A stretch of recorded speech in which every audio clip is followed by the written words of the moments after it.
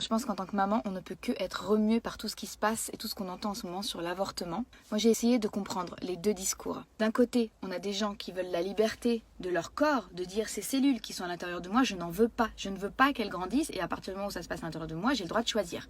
De l'autre côté, on a des gens qui pensent que ce petit amas de cellules qui a déjà un cœur qui bat est déjà une personne à part entière. Et si c'est déjà une personne, c'est pas ton corps, mais le corps d'une autre personne. Et une personne qui ne peut pas se défendre puisqu'il ne peut pas encore parler et potentiellement une personne qui a envie de vivre. On a donc des deux côtés un combat pour la liberté. Un combat pour la liberté de choisir ce qui se passe à l'intérieur de mon corps. Et de l'autre côté, un combat pour la liberté des gens qui pensent que ces enfants in utero ont déjà commencé leur vie et ils ont le droit de prolonger leur vie. Si j'ai bien compris, parce que j'essaie vraiment de comprendre, le point de désaccord se situe donc au niveau de la définition du bébé.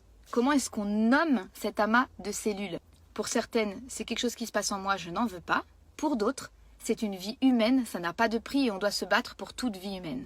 Dans les deux cas, on observe une énorme souffrance, une énorme détresse et beaucoup de haine. Et des deux côtés, je n'ai vu aucun désir de comprendre pourquoi l'autre pense comme ça. J'ai envie de dire que j'ai pas tout compris, mais peut-être que la première étape, ce serait de comprendre pourquoi l'autre pense comme ça plutôt que de se juger.